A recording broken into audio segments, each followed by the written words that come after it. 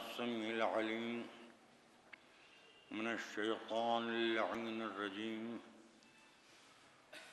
بسم الله الرحمن الرحيم. الحمد لله المنعم المنان الظاهر في كل شيء بالبينة والبرهان والباطن لكل شيء بالإحاطة والسلطان والمتكلم بلا جوارح في التوراة والإنجيل والزبر والفرقان. والصلاة والسلام على من أنزل عليه القرآن النبي الأمي العربي القرشي المكي المدني البطي الأبطي الطعام الدافع جيشات الأباطيل والدامغ صولات الأضاليل معلن الحق بالحق أبي القاسم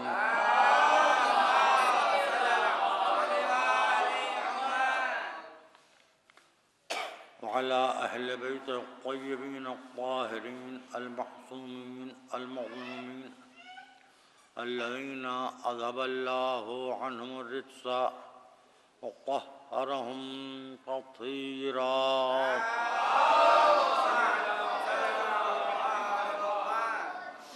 أما بعد فقد قال الصادق عليه السلام: السلام عليك يا أبا عبد الله، لعن الله أمة قتلتك ولعن الله أمة ظلمتك ولعن الله أمة رضيت بذلك سمعت بذلك ورضيت به. एक सलावत पढ़ें बाबा।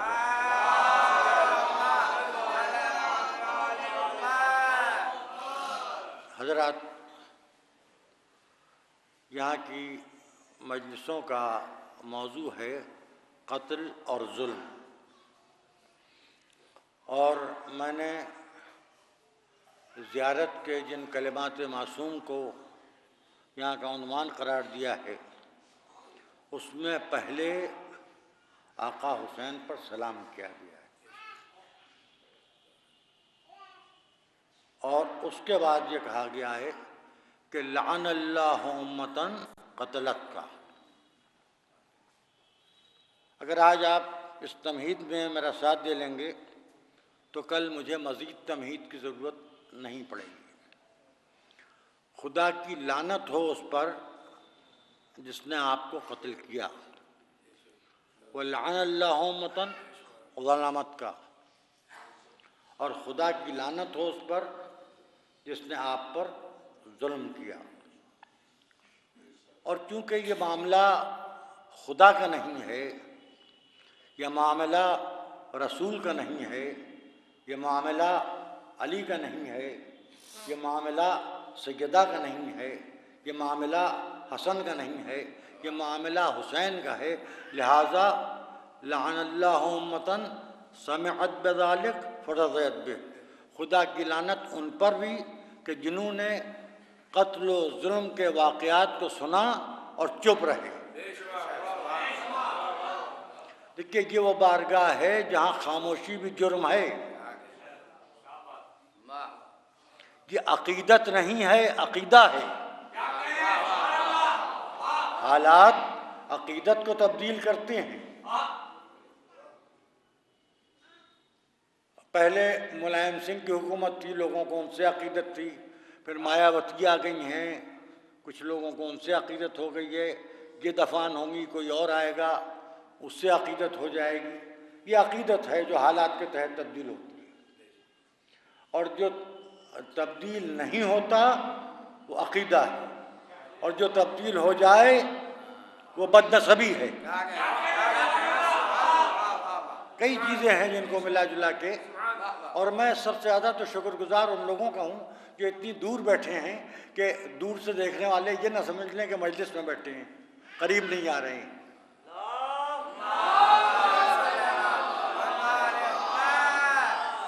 अच्छा तो चले आइए, मैं बुला नहीं रहा था, शुक्रिया अदा कर रहा था।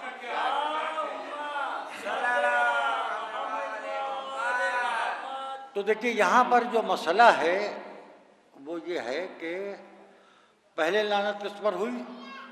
लानल्लाहु उम्मतन क़तलत का, उस उम्मत पर लानत जिसने आपको कत्ल किया। वलानल्लाहु उम्मतन ज़लमत का, और उस उम्मत पर लानत कि जिसने आप पर जुल्म किया। सामने की बात यह है कि जुल्म पहले होता है, कत्ल बाद में होता है।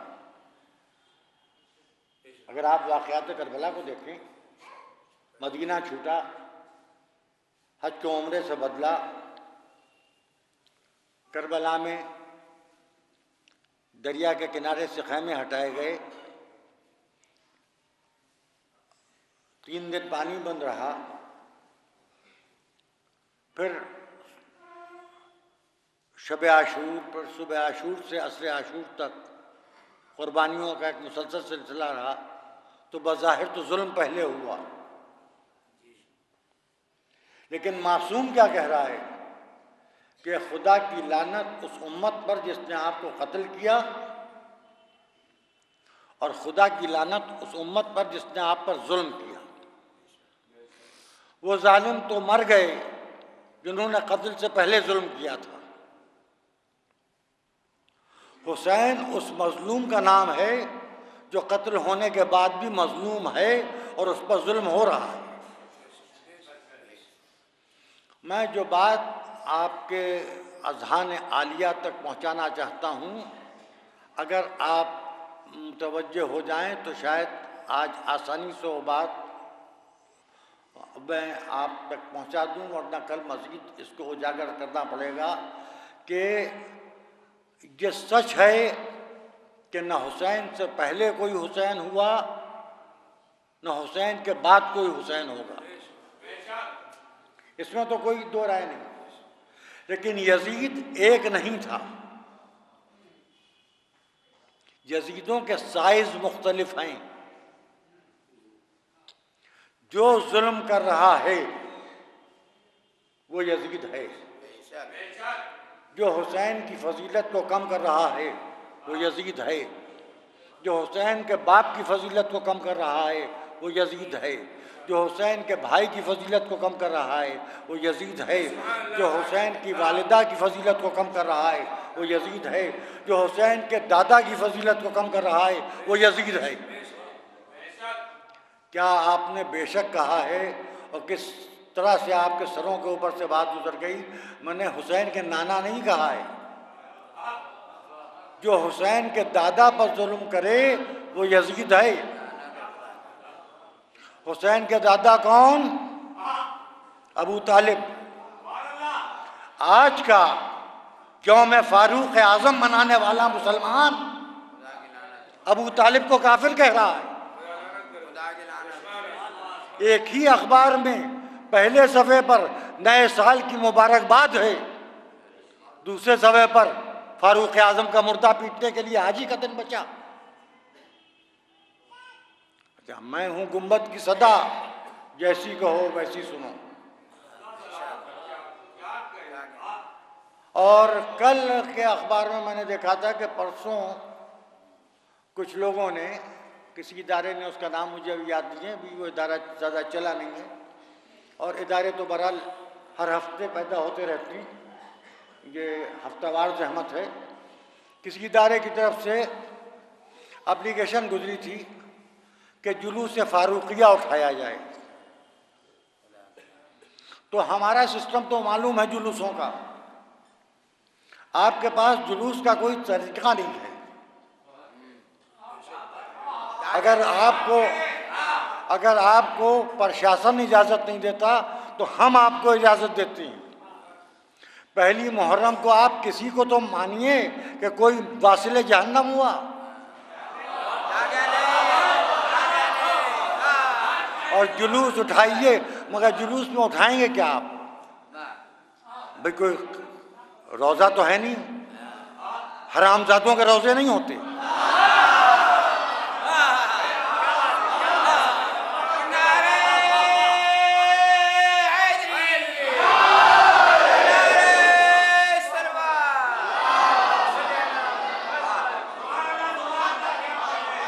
जरी है नहीं,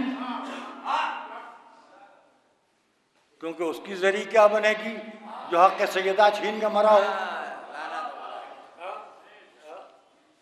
ताबूत आपके लिए हराम है, खैबर के भगोड़े का कोई अलम भी नहीं है। तो आप अगर जुलूस उठाएंगे तो क्या ले जाएंगे वो मुझसे सुन लीजिए। एक चक्की होना चाहिए, उसमें एक बड़ा सा खंजर होना चाहिए, और किसी गधे की आती।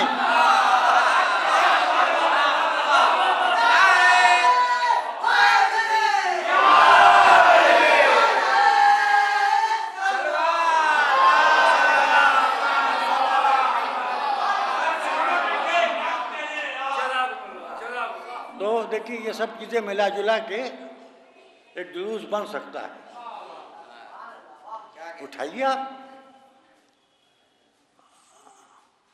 अब देखिए आप अगर मुझसे ये उम्मीद कीजिए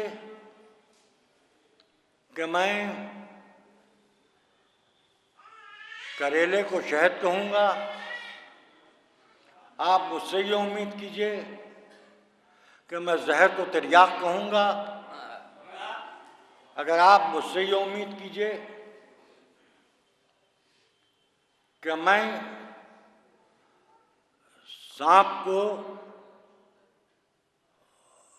सांप न कहूं, तो ये आपकी तवक्को मुझसे गलत है। बड़े बड़े मसाइल उठते हैं, बड़े बड़े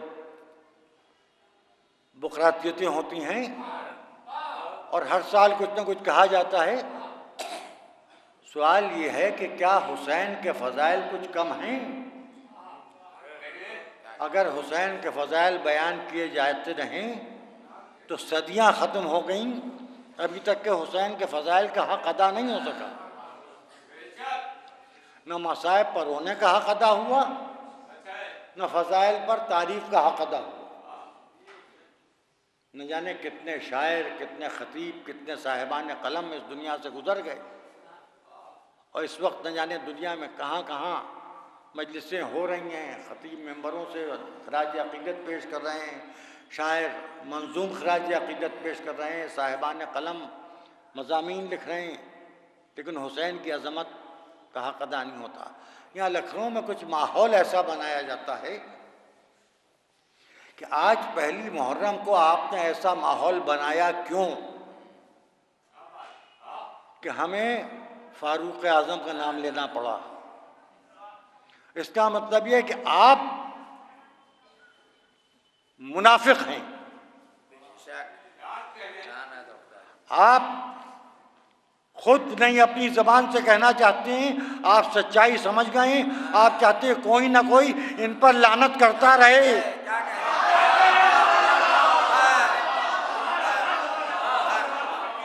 आप चाहते हैं कि कोई ना कोई इनको बुरा कहता रहे, इन पर लानत करता रहे, और उसके बाद आप अखलाकन ये भी कहते हैं कि तबर्रा बर्दाश्त नहीं है। तो ठीक है, तो हम तबर्रा कर भी नहीं रहे, हम तो लानत कर रहे हैं। हम वो कर रहे हैं जो खुदा ने शैतान के साथ किया।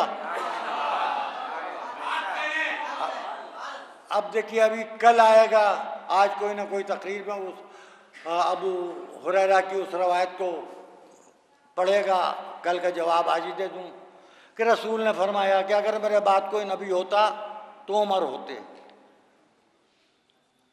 उधर अबू हुरैरा की देर से समझ में आया, वरना नुसैरियों को देख के तो अबू हुरैरा को कहना ये चाहिए था कि खुदा ने कहा कि अगर मेरे अलावा कोई खुदा होता तो ये होते। अच्छा, आप मुझे एक बात बताइए, आदम से खातम तक कोई नबी, कोई मासूम, कोई हादी, कोई रहबर, कोई पैगंबर, कोई रसूल बदनसब हो सकता है? अरे सरों के ऊपर से गुजर गई। मैंने बड़ी गहरी बात कही। जिसका नसब खराब हो, भाई जरा सा मसला आ गया था तो यहूदी उलमा ने जनाब मरियम को घेर लिया था और जनाब ईसा ने गहवारे से मां की इस्मत बचाई है। तो रसूल वो होता है, नबी वो होता है कि जिसकी मां की इस्मत यकीनी हो। अब इससे ज्यादा मैं नहीं कहूँ।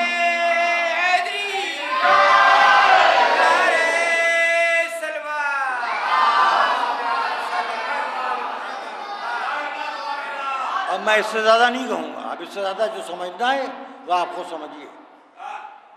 नबी के लिए ये शर्त है कि उसकी माँ की इस्मत बेदाग हो, शफाफ हो। और माँ की इस्मत नहीं, ननिहाल भी बेदाग हो, ददियाल भी बेदाग हो, नानी भी बेदाग हो, दादी भी बेदाग हो। आप मुझसे सुनना क्या चाहते हैं? क्या आप मुझसे सुनना चाहते हैं कि हत्ताब की तसर्रुफ में रहने वाली औरत, जिसके लिए 11 लोग दावेदार थे कि वो उसके शौहर हैं, उसने एक कन्फर्म हरामजादे को पैदा किया।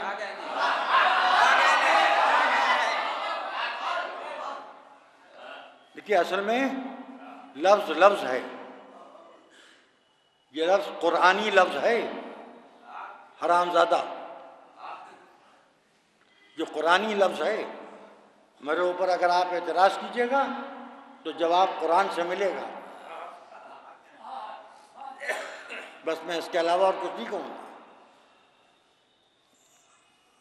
चलिए मैं और मोहतात हुआ जाता हूँ। गैर हलाल ज़ादा और उसके मानने वाले कितने जालिम हैं। अब देखिए, कल बनारस में कुछ हिंदू अपने नाश्तान कर रहे थे, कुछ उनका मजहबी काम था। आवाज़ में ख़राब जा रही है, इसकी इत्तला मैं आपको दे दूं आज पहली माह। आवाज़ सही नहीं है बेटा।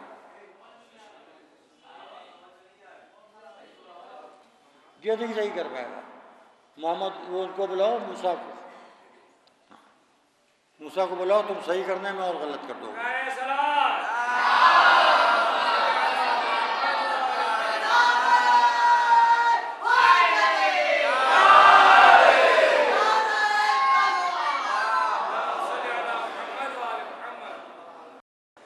अब देखिए, कल जो बनारस में हुआ उसमें कई लोग मर गए, कई लोग जख्मी हो गए। वो अपने साहिल पर दरिया के स्नान के लिए जमा हुए थे, अपने तरीके से इबादत कर रहे थे। तो ये दहशतगर्दी सरहद पार करके इधर आ रही है। वाकया बनारस में हुआ और लखनऊ में भी हाई अलर्ट जारी कर दिया गया। बिल्कुल सामने की बात है। कहीं पर भी कोई सान्या हो जाए तो दूसरी जगह चौकन्ना हो जाते हैं लोग। आप ये बताइए, वो अपना काम कर रहे थे, वहाँ जो बम ब्लास्ट हुआ ये किसने किया? कोई अली का चाहने वाला था, कोई नबी का चाहने वाला था, कोई हसन का चाहने वाला था, कोई हुसैन का चाहने वाला था। खुदा की कसम, सारी दुनिया में चाहे अलकायदा हो, चाहे तालिबान हो, चाहे लश्कर तैयबा हो, चाहे सिपाही साहबा हो, कोई भी दहशतगर्द, कोई भी आतंकवादी, कोई भी टेररिस्ट हुसैनी नहीं है।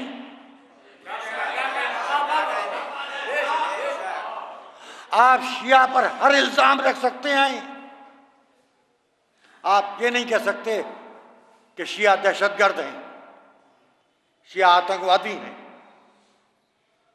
शिया कहीं भी दुनिया में हाँ जुल्म का शिकार हो रहे हैं, जुल्म कर नहीं रहे हैं। अब ये तो यकीनी बात है कि जालिम को सजा तो मिलना चाहिए। अब अगर हजरत फिरोज रहमतुल्लाह अलैह की किस्मत में ये खुशकिस्मती लिखी थी कि जनाब सैयदा के कहे हुए अल्फाज उनके अमल से पूरे हों। जनाब सैयदा ने कहा था शब अल्लाह बतनक, जब ये फिदक हजम किया है तो रसूल की बेटी ने कहा था, इकलौती बेटी ने, कि खुदा करे तेरा पेट चाक हो, तेरा पेट फट जाए। कहा सैयदा ने, किया फिरोज ने।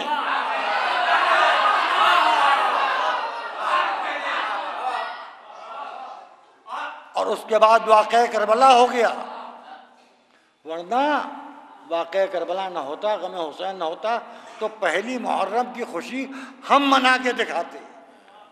नबी रबीउल अव्वल तक तो हम थक जाते हैं, थकन तो हाथ से झेली नहीं जाती। हाय हाय, नबी रबीउल अव्वल को तो हम थक जाते हैं, यह कर्ज हम नबी रबीउल अव्वल को अदा करते हैं। निकालिए आप, चलिए एक मामले में इत्तेहाद हो जाए आपसे हमारा। नबी रबीउल अव्वल को जुलूस फारूकी निकालिए आप, हम आपके साथ हैं। आप अपने तरीके से खराज अकीदत पेश कीजिए, हम अपने तरीके से खराज अकीदत पेश कीजिए।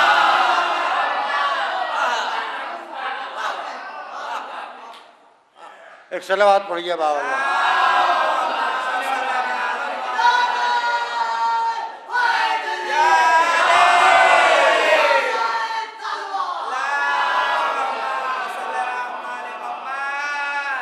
हम आपको मना नहीं कर रहे हैं, लेकिन मुश्तरक तारीख रखिए, हम भी शरीक हों।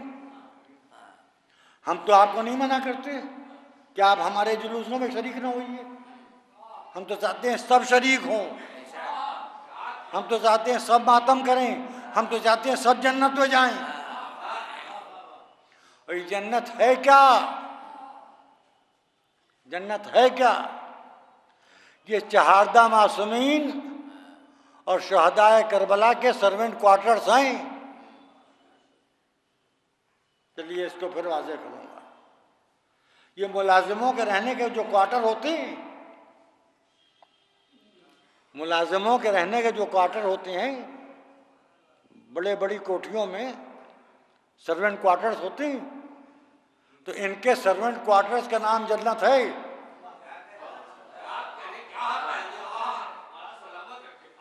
क्योंकि ये जन्नत से पहले भी थे, तो ये जन्नत से पहले जहां थे ये वहीं होंगे। अब कभी कभी मालिक आके नौकरों की खैरियत पूछ ले,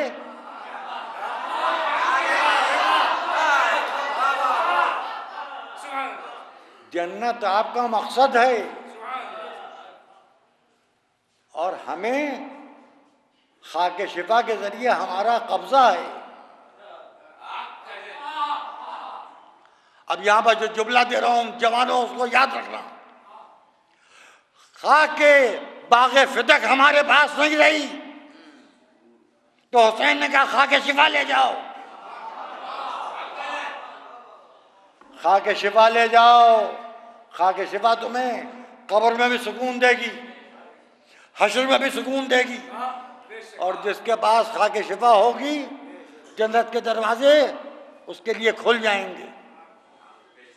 इसीलिए तो कहा गया कि खाके शिफा की सिजदगाह पर सजदा करना हराम है, बिल्कुल हराम है उनके लिए जिनको जहन्नम में जाना है।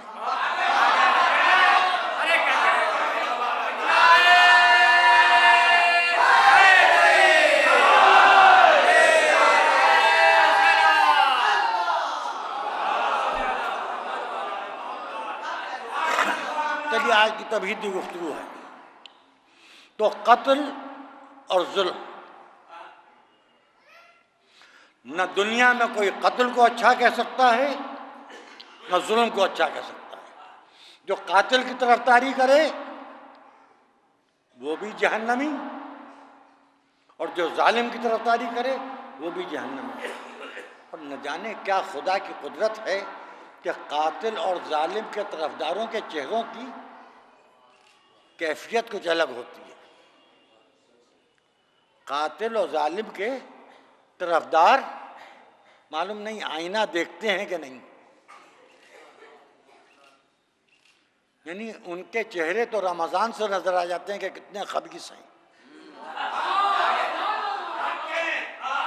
अब वो शाबान रमजान के बाद वो खबासत और बढ़ती है।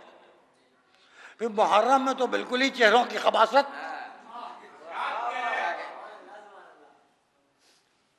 हम हुसैन को रोते हैं, वो इस पर रोते हैं कि हुसैन पर रोया क्यों जा रहा है।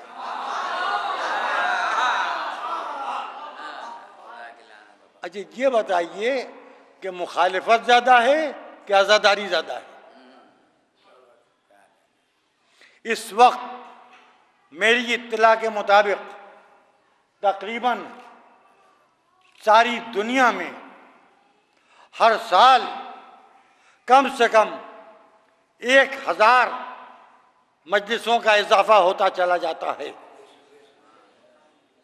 इस वक्त डॉक्टर ज़्यादा हैं, मरीज कम हैं, इंजीनियर ज़्यादा हैं, काम कम है, आर्किटेक्ट आपको बेरोजगार मिल जाएंगे, वकील आपको बेरोजगार मिल जाएंगे,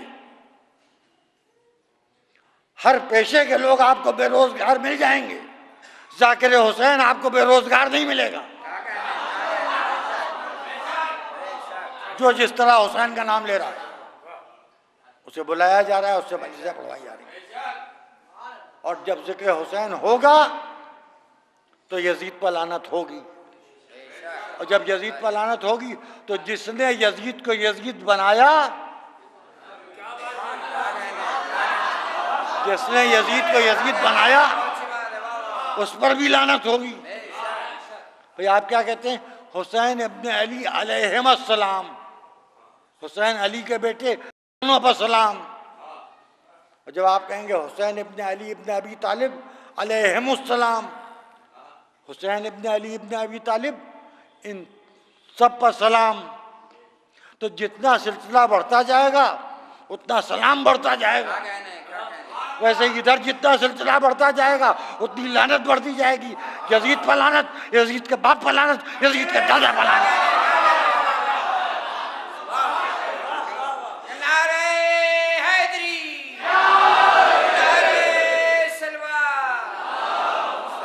अब बुरा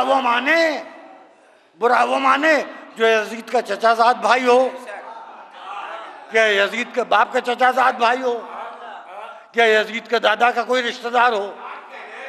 आप क्यों बुरा मान रहे हैं?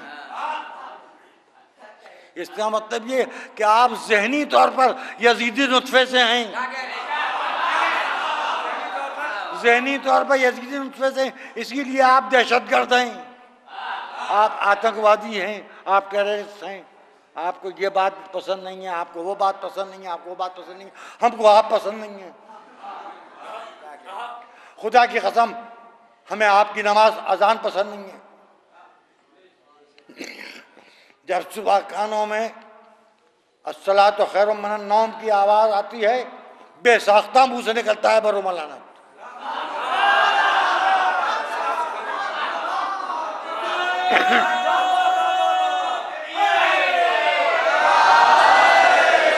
न हमें आपकी अजान पसंद है, न हमें आपकी नमाज अच्छी लगती है, न आपका हमें वो लड़ता झगड़ता रोज़ा अच्छा लगता है, न हमें आपकी तरावी अच्छी लगती है जो नालियों के किनारे होती है, जो रोड पर होती है, जहाँ गंदगी हो। जब सफाई कर्मचारी सड़क साफ करें तो आप सजदा करें। हुजूर आप जहाँ पर सजदा कर रहे हैं तरावी का, यहाँ से अभी कुछ जानवर नजस गुजर चुके हैं नजासत फैलाते हुए। तो जब आप नजासत पर सजदा करेंगे तो आपका सजदा हमको कैसे अच्छा लगेगा? हमें तो सजदा वो अच्छा लगता है कि सजदा करने वाला सजदा कर रहा हो, हुसैन पुष्प पर बैठे हुए हो, इंतजार हो रहा हो।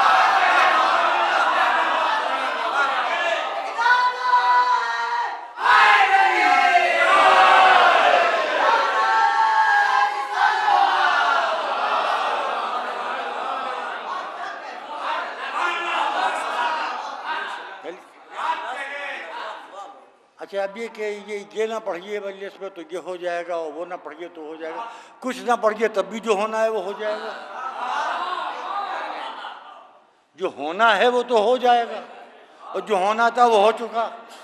अच्छा, इससे बेहतर कोई ज़माना नहीं है।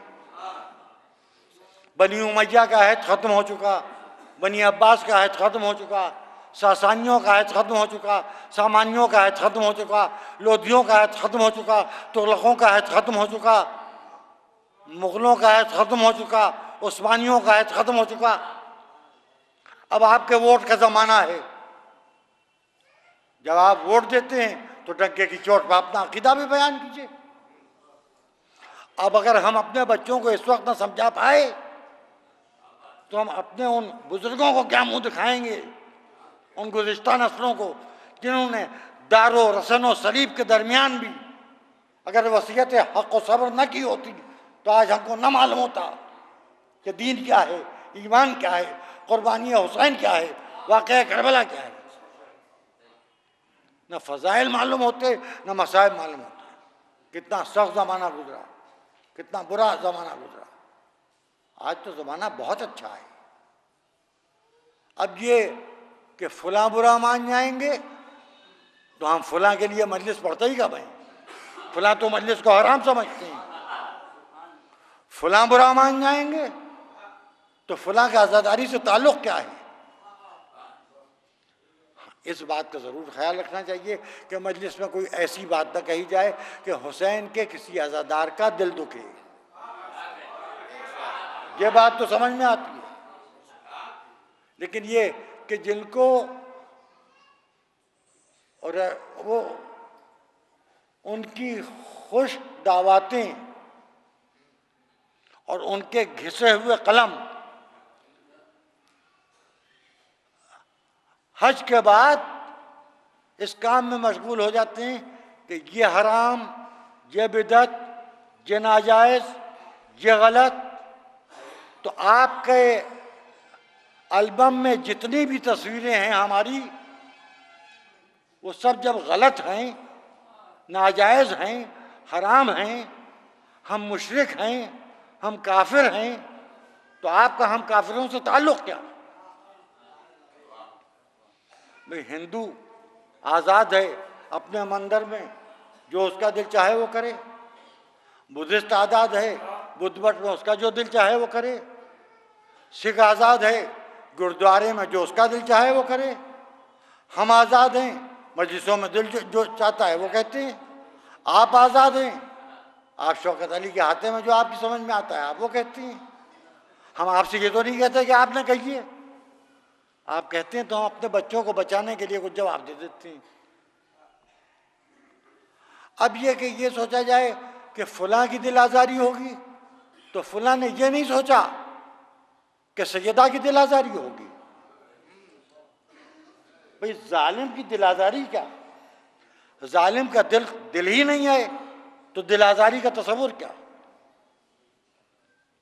अब आप मुझे ये बताइए कि कितने घर ऐसे हैं जिनमें अज़ा खाने सज चुके हैं, कितने घरों में सजे जा रहे हैं, कितने घरों में ताज़िया आ गए हैं, कितने घरों में आज ताज़िया आना है।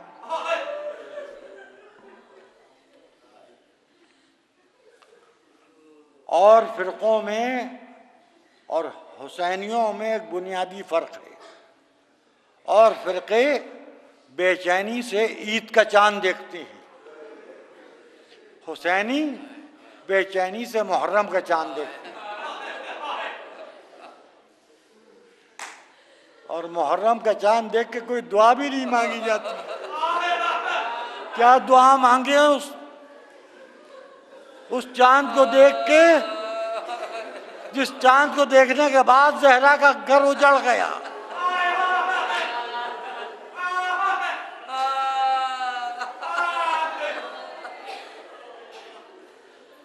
मेरे बच्चों सुनो, 28 रजब सन 60 हिजरी को इमाम हुसैन मदीने से निकले तो जाके मक्के में रुक गए और काफ़ी अरसे तक इमाम हुसैन मक्के में रुके रहे। मक्के से मदीने से मक्के का फासला ज़्यादा नहीं है। मक्के में हुसैन रुके रहे, खाने काबा के हुसैन में बैठ के हुसैन लोगों को ख़त लिखते रहे। सच्चाई और झूठ के पैगाम हुसैन भेजते रहे। फिर कूफे से हुसैन के पास ख़त आना शुरू हुए कि आप यहाँ आइए, हम आपके साथ हैं। हुसैन ने अपने सफ़ीर जनाब मुस्लिम इब्न अकील से कहा, भैया मुस्लिम आप जाइए और जो कूफे के हालात हों वो आप बताइए। जब मुस्लिम जाने लगे तो मुस्लिम के ज़्यादा से ज़्यादा जो सन बताया जाता है वो 8 और 10 साल, और ना एक रवायत के एतबार से 5 और 7 साल के सन के 2 बेटे भी मुस्लिम के साथ थे।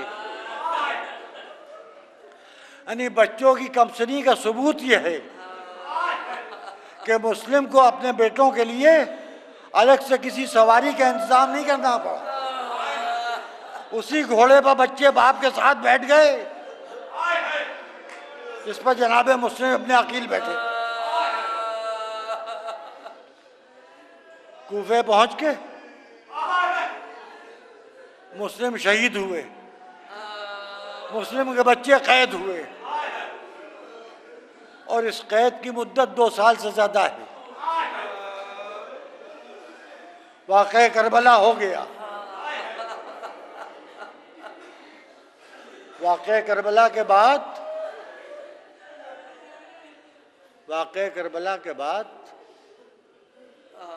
कैदी कूफे आए। बच्चे एक तारीख कैद खाने में कैद हैं। माँ को ये खबर नहीं कि बच्चे यहाँ हैं, बहन को ये खबर नहीं कि भाई यहाँ हैं, और भाइयों को ये नहीं पता कि माँ आई है, बहन आई है, और ये भी नहीं खबर कि हाथ बंधे हुए हैं, सरों पर चादरें नहीं हैं।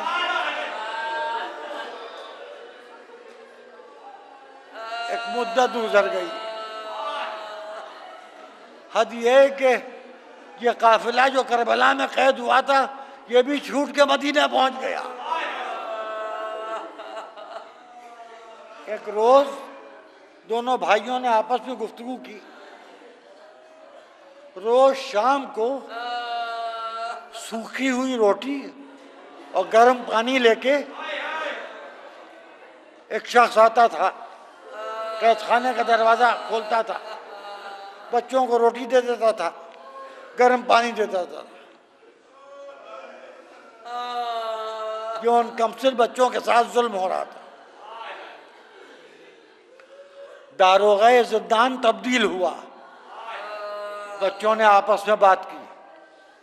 अब जो दारोगाए जिंदान आया तो उससे कहा कि जहमत न हो तो थोड़ी देर बैठ जाइए। बैठ गया। कहा बच्चों क्या बात है? कहा क्या आप मुसलमान हैं? कहा हाँ। कहा रसूल का नाम जानते हैं? कहा उनका कलमा पढ़ता हूँ। कहा अली का नाम जानते हैं?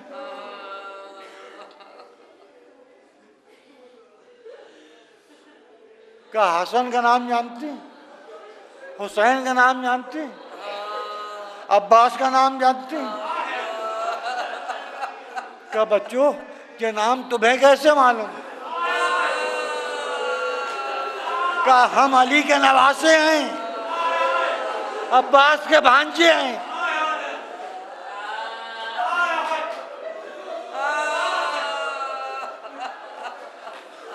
घबरा के अपनी जगह से उठा। कहा खुदा की कसम मुझे ये नहीं मालूम था। थोड़ी देर के बाद जब रात गहरी हो जाएगी मैं आऊंगा, दरवाजा खोल दूंगा और तुम्हें रास्ता समझा दूंगा। कूफे से बाहर निकल जाना, कोई काफिला मदीने की तरफ जा रहा हो चले जाना। ज्यादा से ज्यादा इब्न ज़ियाद मुझे कत्ल कर देगा, कर दे, मगर ये गुनाह, ये जुल्म मैं नहीं कर सकता कि खानदान रसूल के फूलों को कैद रखूं। रात गहरी हुई, दरवाजा खुला। का शहजादों बाहर तशरीफ लाओ। कम सिन बच्चे बाहर आए, रास्ता समझाया, बच्चे चले। चलते चलते रात की तारीकी में रास्ता जहन से निकल गया। थक के दीवार से टेक लगा के बैठ गए। बीवियों तुम्हारे बच्चे सलामत रहे।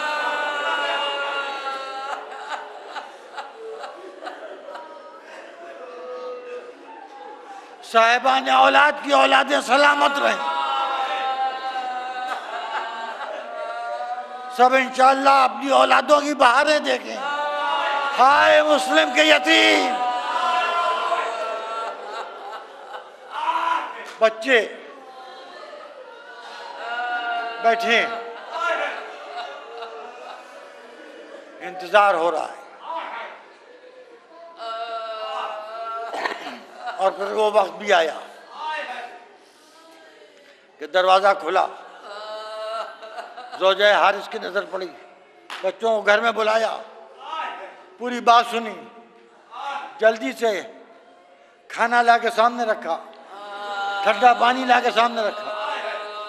पहले खाना खा लो पेट भर के, सैराब होके ठंडा पानी पी लो। उसके बाद इतनी देर में बिस्तर बिछा दिया। कहा बच्चों आराम करो, मैं तुम्हें मदीने भेजने का कोई इंतजाम कर दूंगी। दोनों भाई एक दूसरे की गले में बाहें डाल के सो गए।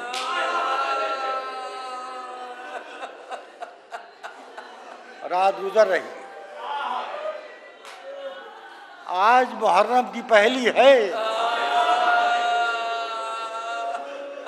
और रुमाल सैयदा सामने है।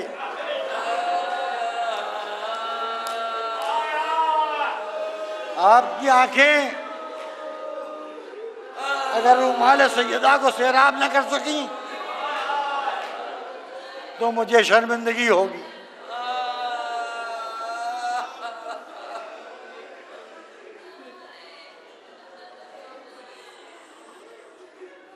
हाँ, अब थोड़ी देर के बाद हारिस से मालूम घर में दाखिल हुआ। ज़ौजा ने कहा कितनी देर लगा दी आने में? कहा ऐसा है कि कैद खाने से मुस्लिम के दो यतीम कहीं चले गए हैं और हाकिम ने ये ऐलान किया है कि जो इन बच्चों के सर काट के लाएगा हर सर पर 500 दिरहम इनाम दिया जाएगा। का जालिम क्या सोच रहा है तू? तुझे क्या हो गया है? क्यों औलादे रसूल के खून का दाग अपने दामन पर लेना चाहता? जालिम ने खाना जहर मार किया। ज़ौजा ने इस डर में चिराग गुल कर दिया कि कहीं शौहर की नजर बच्चों पर न पड़ जाए। लेटा, बच्चे गहरी गहरी सांसें ले रहे थे। बच्चों की सांसों की आवाज सुन के चौंका, उठा, अंधेरे में अंधे की तरह टटोलता हुआ चला, हाथ बढ़ाया, गहरी नींद में सोते हुए बच्चों के ऊपर जालिम का हाथ पड़ा। बच्चे नींद से जागे। पूछा कौन हो? कहा किसी से न बताना तो बता दें। कहा बताओ। कहा हम मुस्लिम इब्ने अकील के यतीम हैं। देखिए, जिनके बच्चे जवान हो गए हैं उन्होंने भी अपने बच्चों का बचपना देखा है। इस वक्त जो यहाँ बुजुर्ग बैठे हैं, कभी हम आप भी बच्चे रह चुके हैं। बचपन में जिस्म में नरमाहट होती है और फिर 2 साल की कैद और 24 घंटे में एक मर्तबा सूखी हुई रोटी का एक टुकड़ा खाने वाले बच्चे कितने कमजोर होंगे। जालिम ने दोनों बच्चों को एक सुतून से इस तरह बांधा कि रस्सी बच्चों की हड्डियों तक के पहुंच गई।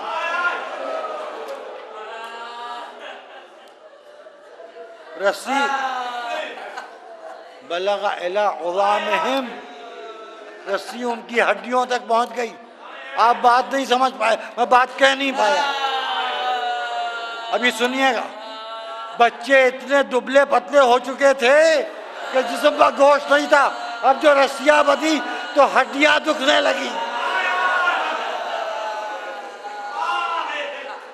रात भर बच्चे सुतून से बंधे खड़े रहे।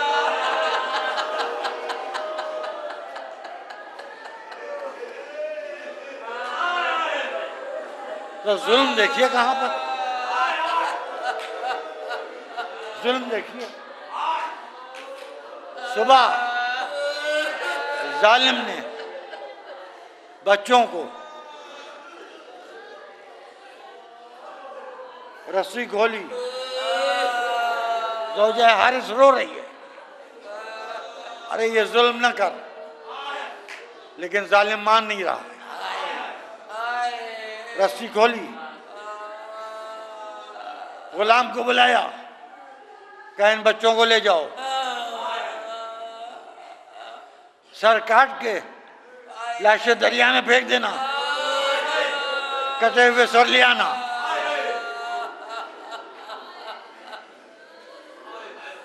गौर कीजिएगा। गुलाम चला। बच्चों ने कहा कभी बिलाल का नाम सुना है? कभी कंबर का नाम सुना है? कभी फिजा का नाम सुना है? क्या बच्चों, तुम मुअज्जिन रसूल गुलाम अली कनीज़ सैयदा का नाम कैसे ले रहे हो? क्या इसलिए क्या हम उसी खानदान के हैं? तुम कह रहे हो कि कंबर गुलाम अली है, हम अली के नवासी हैं। वापस आया, तलवार सामने डाल दी हारिस के, कहा मुझे कत्ल कर दे, मैं इन बच्चों पर जुल्म नहीं कर सकता। बेटे को हुक्म दिया, बेटा चला। बच्चों ने कहा कभी अब्बास और अली अकबर के नाम सुने?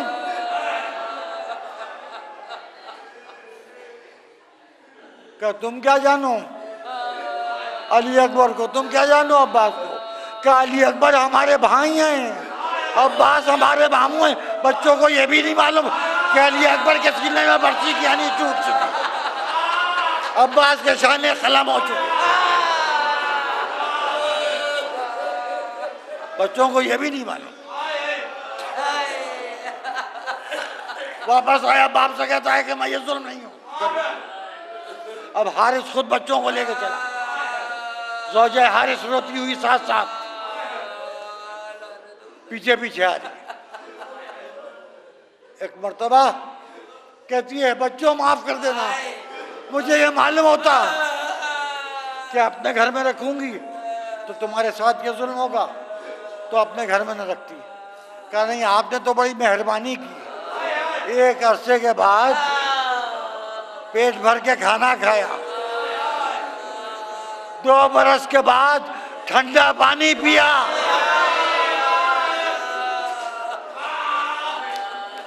कुछ देर के लिए सही आरामदेह बिस्तर पर सोए,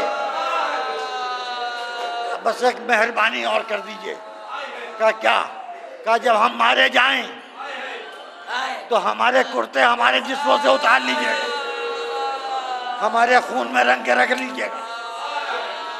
जब हमारे खानदान का कोई चाहने वाला जाने लगे मदीने तो उसको वो कुर्ते दे दीजिएगा और उससे कहिएगा कि कुर्ते हाथों पर रख के महल्ले बनी हाशिम से गुजरे, जिस दरवाजे पर टोका जाए उसी दरवाजे पर रुक जाए और कुर्ते घर में भिजवा दे और कहलवा दे कि माँ इंतजार न करे, बच्चे मारे गए। अजीजों, मोमिना ने बच्चों के लाशों से कुर्ते उतार लिए। एक मुहिब अहले बैत हज के लिए जा रहा था।